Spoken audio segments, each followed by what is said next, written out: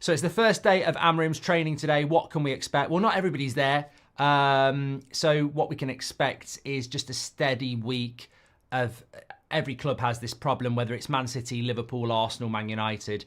You're training sporadically, a lot of younger players, some senior players. It will just be, little bit. It's a bit like pre-season. It's just as people come back, the real training won't really start anyway for a long time because the games are going to come quick and fast, but you probably won't have everybody training till Friday. So it's just about feeling your way in.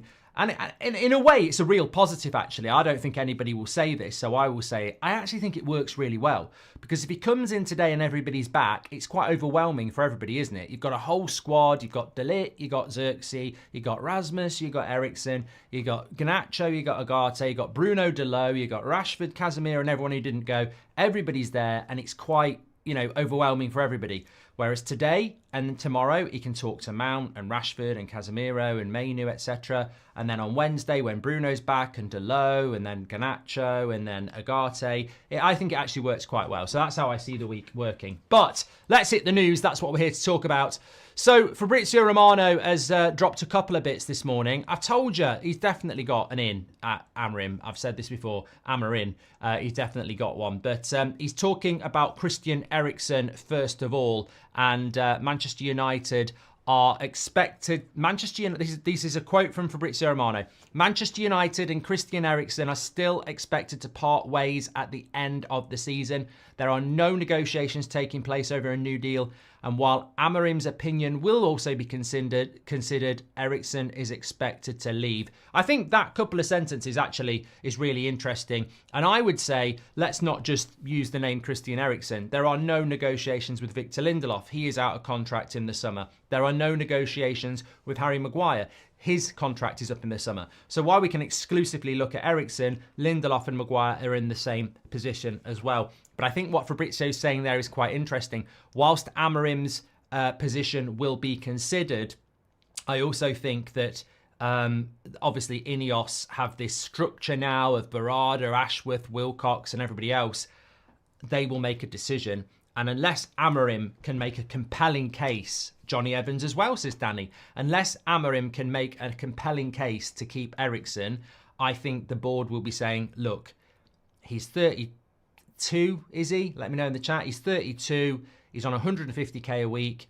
We could only keep him on a rolling year deal on about 70k. He ain't going to take that deal, Ruben. He's going to probably want a 2-year deal for about 100k, which we're not going to do. So financially, we don't want to commit to that. So unless you're going to pick him every week and tell us he's going to get us top 4, which he won't, that's why it'll happen. Erikson is class. I agree. I agree with Mick Moore. I think Erikson has a touch of class. He has an aura of class. I think we've misused him. I definitely think we've misused him. I do not think he was a number 8, but I don't see Amorim using this player as much as you would need to require a new contract. So I think it's logical. I think it's ruthless. Ruthless aggression is what we're looking for.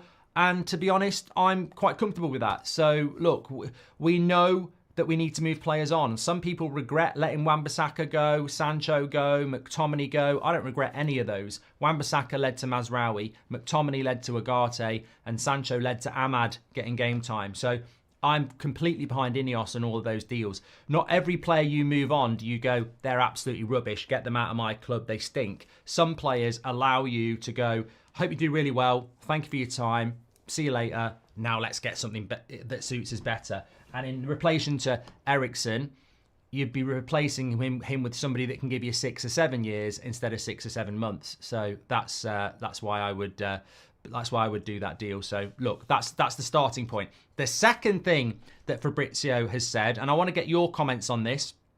So the second thing that he has said is that Ruben Amorim will prioritise 2 players. And basically those 2 players that he loves, I'll read you the quotes. Kobbie Mainoo is a crucial player for Manchester United, and Ruben Amorim loves these kind of players. Kobbie Mainoo, Lenny Yoro, these are the players and the direction exactly that he wants to take Manchester United's future into. So Fabrizio has mentioned Yoro before. This is not the first time he's mentioned him. and now is mentioning Kobbie Mainoo. So Kobbie Mainoo and Lenny Yoro are exactly the crucial type of players that Amorim will want to build his team around. Look, if I had to pick 2 players, I'll do it in a minute. I don't think Amorim has told Fabrizio or anybody that these are the 2 players that I'm going to build my team around. I don't think it's that. I just think they are 2 players that are teenagers. I think they're the only teenagers, actually, that are, because Rasmus isn't, Garnacho isn't, Amad isn't. They're all in their early 20s now. So they're both teenagers. So maybe that's what it's all about, future. You look at Quenda, etc. If I was picking 2 players, or you were picking 2 players, get in the comments and let me know which 2 players you think are most important for United over the next couple of years. I think it's a great question. Which 2 players are the 2 most important players for Man United over the next 2 years? So if it's Yoro and Mainoo, that's absolutely fine. But I would say, hold on a minute, you've got Garnacho, you've got Amad, you've got Rasmus, you've got Bruno, you've got Mazraoui, you've got De Ligt, you've got Martinez. You know, the list goes on and on the 2 players that could be really important for us. And I think that's the positive. I was talking about this on the Ten Hag video this morning. There's lots of reasons why he's lost his job, but I do believe that he has left a structure better than any manager that's ever left a structure. I mean, we did win the FA Cup in May. I know Van Gaal won the FA Cup when Jose took over, but I don't think the team that Van Gaal left was respected by Mourinho. In fact, Mourinho was like, I don't want anything to do with it. I think that Amorim will pick up a lot of the pieces that Ten Hag left and use. So the 2 players that I would say are the most important for us over the next 2 years, I think you could go a little bit sort of out of the box and say, well, obviously the striker. So you could say Rasmus, who we're going to talk about next. Getting something out of him is absolutely essential, and that could be really important if he starts scoring goals. But I would say, I actually would still say Bruno. I would say Bruno is absolutely essential. It's just so important that we get something out of him, having given him that contract, him being the captain, the Portuguese connection. We've got to get the best out of Bruno in the next 2 years. So I would say he is massively important. And then it's a toss-up between a name I didn't just mention, Ugarte, and Garnacho. I think Ugarte hasn't proven himself yet, but looks like he could do. And I think Garnacho has the highest ceiling in the squad. So I'd be an idiot if I didn't acknowledge that. So my 2 would be Bruno and probably Garnacho, but I think Ugarte is going to be really important as well. But then again, you know, Amad, Martinez, Rasmus, as I said, there are so many players that could be massively important for us, notwithstanding Mainoo and Yoro.